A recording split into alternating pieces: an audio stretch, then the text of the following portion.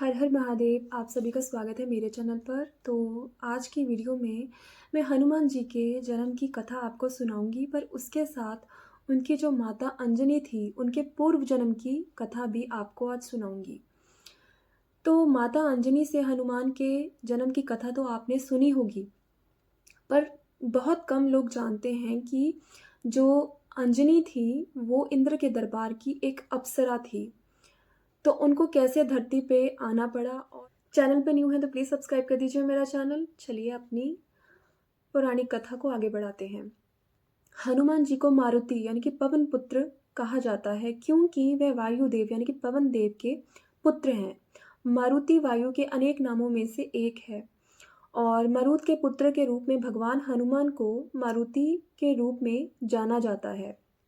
वाल्मीकि रामायण में उल्लेख है कि पुंजिक स्थला नाम की एक अप्सरा थी और ऋषि ने धरती पर उनको बंदर के रूप में जन्म लेने का श्राप दिया था। और ऋषि ने बाद में पश्चाताप किया और उससे कहा कि जब वह चाहेगी तो उसके पास मानव रूप धारण करने की शक्ति होगी। पुंजिक स्थला तब पृथ्वी पर अंजना के रूप में पैदा हुई थी। तो आइए जानते हैं पूरी कहानी। तो माता अंजनी अपने पूर्व जन्म में देवराज इंद्र के दरबार की अप्सरा पुंजिक स्थला थी। वह बचपन से ही अत्यंत सुंदर और चंचल थी। एक बार अपनी चंचलता में उसने तपस्या करते हुए एक मुनि के साथ अभद्रता की। ऋषि के श्राप के कारण अंजनी को त्रेता युग में वानर के रूप में पृथ्वी पर जन्म लेना पड़ा। एक बार इंद्र ने पुंजिक स्थला से वरदान मांगने को कहा, तो इंद्र ने उनको कहा कि आप वरदान मांगिए। तो उसने झिझकते हुए बताया कि उसे एक तपस्वी साधु ने श्राप दिया है। तो इंद्र ने पूछा कि क्या वह अपने श्राप की कहानी बता सकती है, वह उसे उस श्राप से मुक्त करने का प्रयास कर सकता है। उसने उसे बताया कि बचपन में उसने एक तपस्वी साधु की तपस्या भंग कर दी थी। गुस्से में उन्होंने मुझे श्राप दिया था कि जब मुझे किसी से प्यार हो जाएगा तो मैं बंदर बन जाऊंगी। मेरे बहुत विनती करने और क्षमा याचना करने पर मुनि ने कहा कि मेरा मुख वानर होने पर भी उस व्यक्ति का प्रेम मेरे पक्ष में कम नहीं होगा।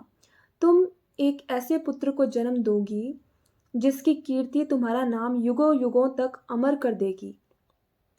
और इस प्रकार अंजनी को एक वीर पुत्र की प्राप्ति हुई।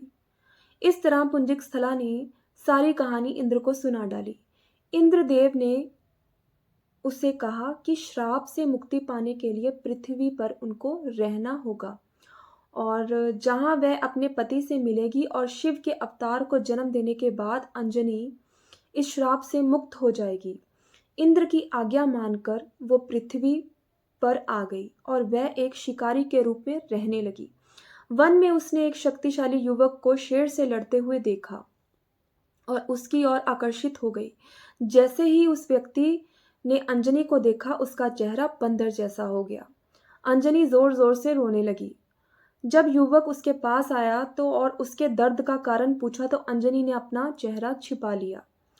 उसे बताया कि वह बदसूरत हो गई है।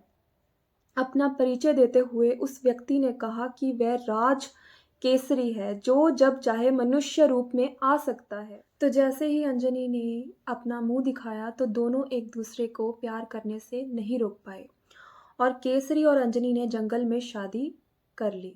हालांकि वो बच्चे से वंचित थे और तो अंजना ऋषि मतंग के पास गई।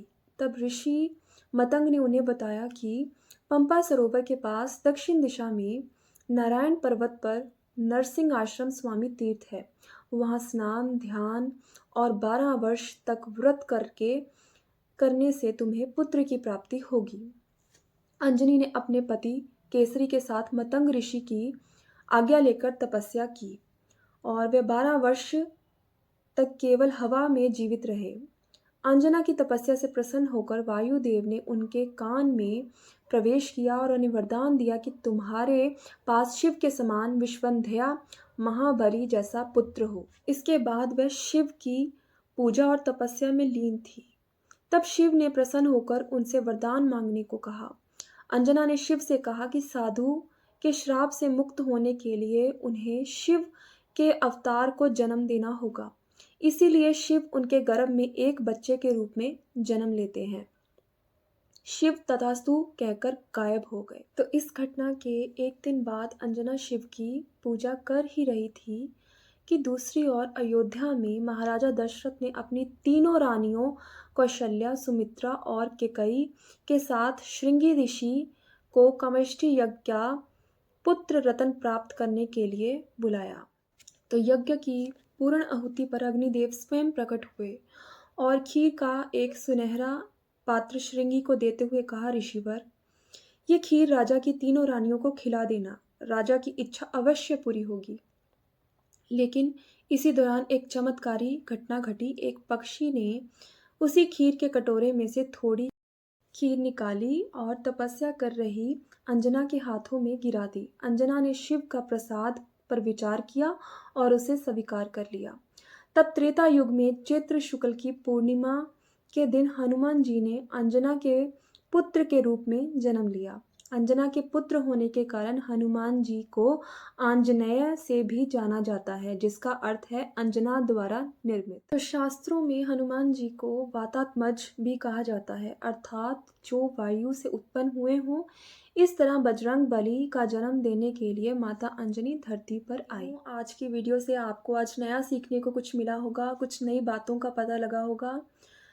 तो आज की वीडियो में आपको अंजना माता के पिछले जन्म के बारे में पता लगा होगा कि वो एक अप्सरा थी और उनको कैसे हनुमान जी के लिए धरती पर आना पड़ा।